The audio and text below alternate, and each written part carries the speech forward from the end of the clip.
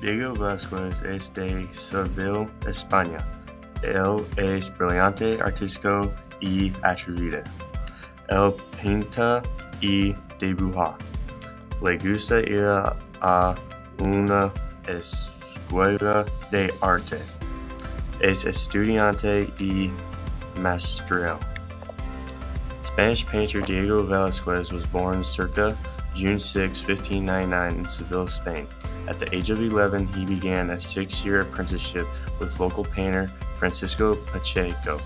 He set up his own studio after he completed his apprenticeship in 1617. In 1622, he moved to Madrid, but thanks to his father-in-law's connection, he got the chance to paint a portrait of the powerful Count Duke of Olivares. Since he moved to the royal court, it gave him access to a vast collection of work and brought him into contact with important artists such as Flemish Baroque master Peter Paul Rubens, who spent 6 months at the court in 1628.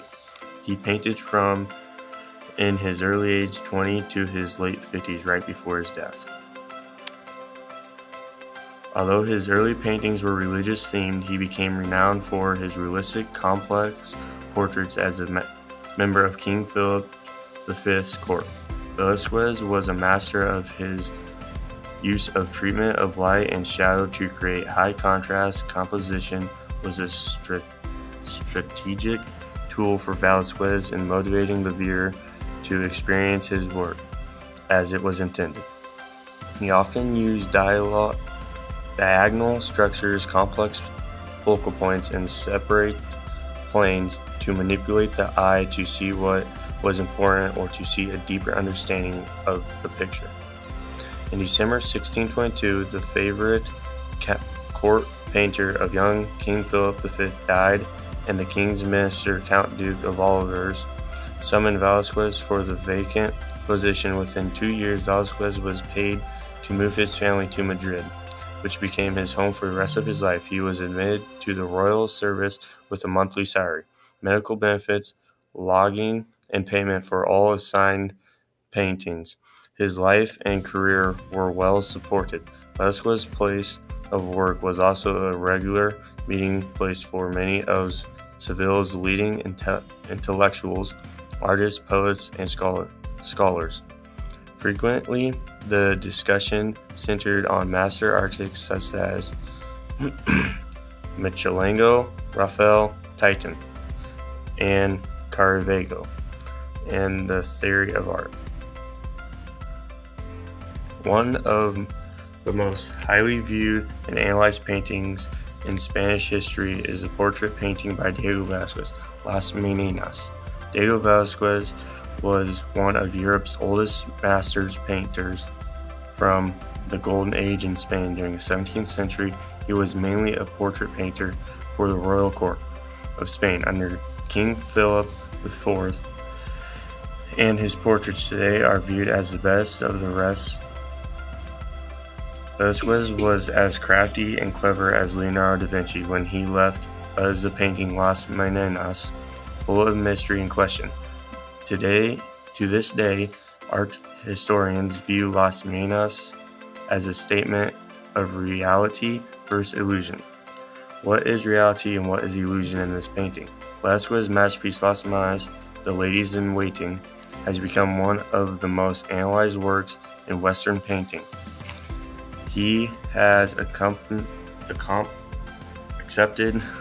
into the Painters Guild of St. Luke in 1617 at the age of 18. Fort of the Vulcan is noteworthy because it marks the change in Valequez's painting style. The change was influenced by his journey through Italy, as well as a visit from Peter Paul Rubens to the Spanish court in 1628. The colors used in rendering of the bodies and the forge shows the influence of Italian painting of Valequez. However, his use of ordinary people represents the influence of his Spanish training. Valequez chose to center the object of his painting on the moment the Vulcan hears the news of Venus, infinitely from Apollo. For this reason, Apollo is swathed in an orange toga to mark his importance. The bold use of coloring by Valequez shows influence from Italy Renaissance painting, where painters like Michelangelo, and Titan used bold and striking colors in their paintings. The forward is dominated by gray and brown colors, but is punctuated by bursts of orange and yellow from the fire and the hot metal being made into weapons and armor. The contrast between the dusty brown forge and the bright fire and toga heightens the drama of the scene. Visually, the orange-yellow colors move the viewer's eyes across the canvas. The bright yellow halo around Apollo's head also contrasts sharply with the dark surroundings, further making Apollo as important within the scene. Apollo's gaze is directed at Vulcan, which causes the viewer's eyes to move from Apollo towards Vulcan. Emphasizing these two figures as the center of the action, the use of striking colors inspired by Italy master helps draw the viewer's eyes across the canvas while also emphasizing important people.